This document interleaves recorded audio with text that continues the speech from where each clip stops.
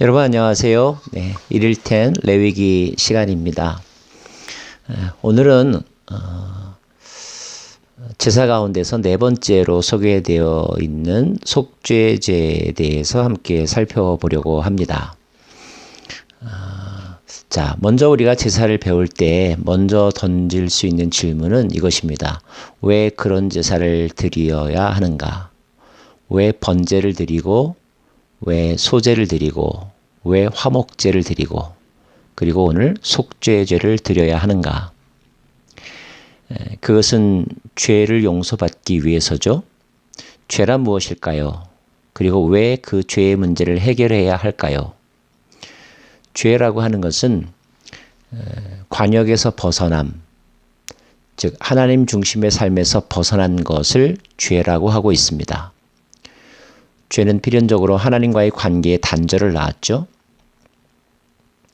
관계의 단절은 인간을 죽음에 이르게 만들었습니다.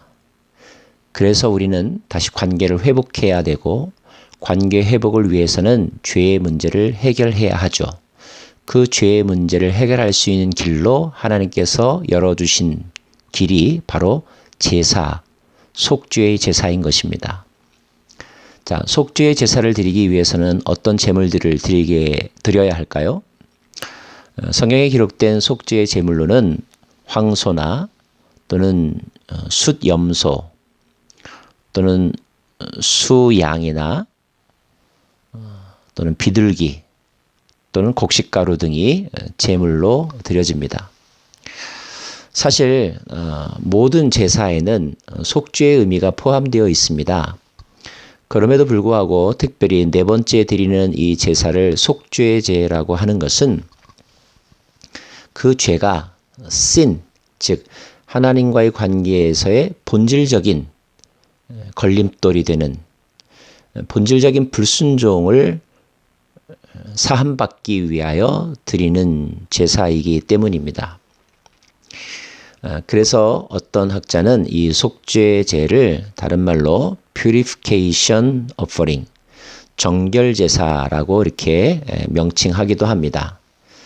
모든 제사들에 다 속죄의 의미가 있기 때문에 이 제사는 속죄제라고 하기보다는 정결제라고 부르는 것이 옳다라고 하는 주장이고 많은 학자들이 이에 동의하고 있습니다.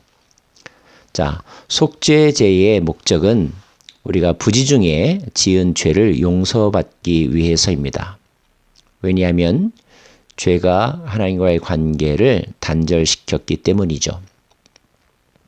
속죄제사의 규정을 보면 특징이 있는데 직분과 경제 상황에 따라서 속죄제의 제물들을 비교적 소상하게 나누어 놓았다는 것입니다. 예를 들어서 제사장이나 공동체 전체가 속죄 제사를 드려야 될 경우에는 흠없는 수소를, 지도자, 여기서의 지도자는 정치적인 지도자를 일컫는다고 여겨지는데요.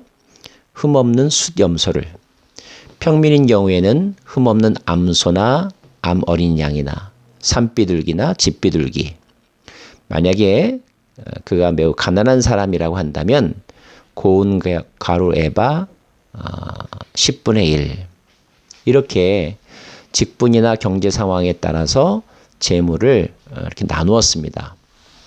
왜 이렇게 소상하게 나누어 놓았을까요? 이것은 그들의 경제 상황 때문에 속죄 제사를 안 드려도 된다라는 생각을 하지 말라는 것입니다. 그만큼 죄의 문제는 모두에게 해당이 되고 또 죄는 반드시 속함을 받아야 된다는 가르침이 이 규정 속에 담겨져 있죠. 제사의 절차는 비슷합니다. 제사 드리려고 하는 사람이 제물을 가져와서 안수하고 도살하죠. 그러면 제사장은 그 짐승의 고기와 피를 받아서 피를 뿌리는 일을 합니다. 근데 그 피를 뿌리는 대상이 조금씩 다릅니다.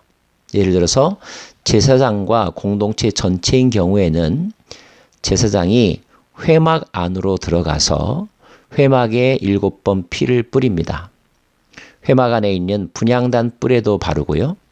그리고 나와서는 번제단 밑에 그 피를 붓습니다. 제사장이나 공동체를 같은 등급의 사람으로 본다는 특징이 이 안에 있고요. 그러면 제사장의 경우에는 왜 회막 안으로까지 들어가서 향단의 뿔에 피를 발라야 하는 것일까요? 그것은 그 제사장이 들어갈 수 있는 공간이 바로 성소까지이기 때문입니다. 대제사장이라면 지성소까지 포함되겠죠? 자, 피를 뿌린다는 것은 인간의 죄가 그 거룩한 곳을 오염시키지 못하도록 그것을 정결케 하는 의미가 있습니다. 그래서 그 제사 관리자가 갈 수 있는 범위까지 그 피를 뿌리는 장소가 때로는 확장되기도 하고 또 제한되기도 하는 것입니다. 지도자나 평민의 경우에는 그들은 회막들 안까지만 갈 수 있기 때문에 그들의 마지노선 너머에 있는 첫 번째 경계선, 경계 공간이 바로 제단이죠. 제단의 피를 바르는 것입니다. 이 피 바름의 그 영역에 대해서 여러분이 분명히 이해하시면 좋겠습니다. 또 한 가지 속죄 제사에 있어서 아주 중요한 것이 있는데 제사장이나 공동체의 속죄를 위하여 제사를 드린 경우 그 고기와 내장과 다리 등을 제단에서만이 아니라 진영 밖에 가지고 나가서 거룩한 곳에서 태운다는 것입니다. 여기에 어떤 의미가 있을까요? 제물을 태운다는 것은 죄를 완전히 멸절시킨다는 의미가 있겠죠. 그런데 그 죄를 멸절시키는, 죄를 징계하는 그 행위가 회막들에 있는 제단 아래서만 이루어지는 것이 아니라 그 진 바깥, 즉 이스라엘 공동체가 사는 삶의 자리, 그 곳에서 태워진다는 것.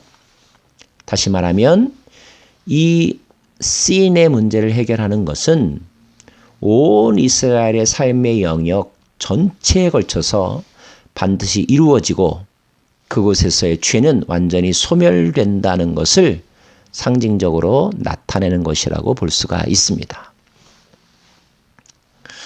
자, 다시 한번 이 속죄 제물의 처리 과정을 그리고 등급에 따른 제물과 피의 취급과 그리고 태우는 부위, 남은 제물의 처리 과정을 한눈에 한번 요약을 해 본다면 가장 포인트는 무엇이라고요?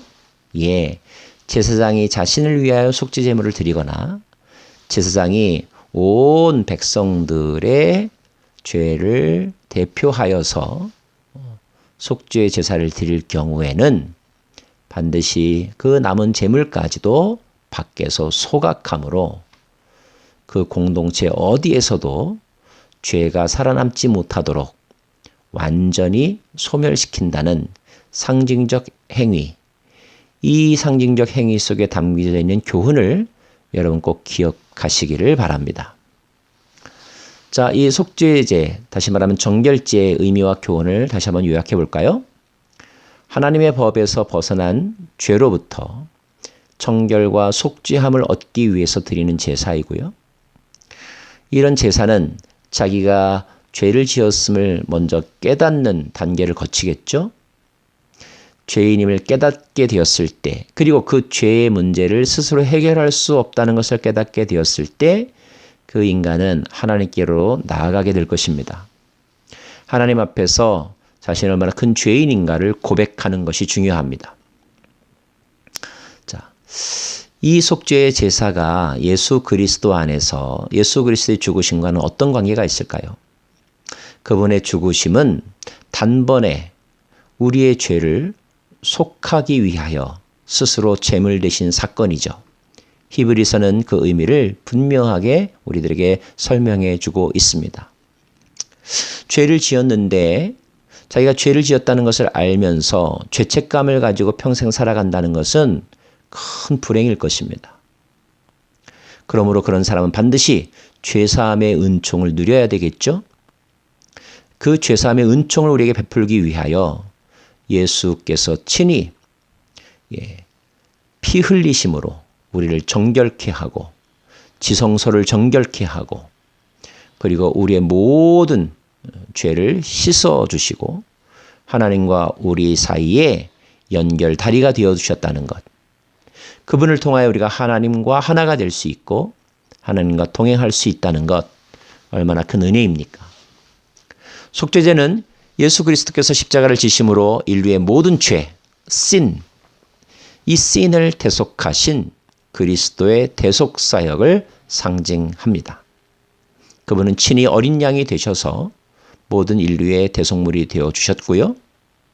마치 속죄제의 제물이 진영 바깥에서 소각되었던 것처럼 그분은 재판받으시고 십자가를 지시고 예루살렘 성 바깥 영문 밖 골고다 산상에서 죽음당하셨죠.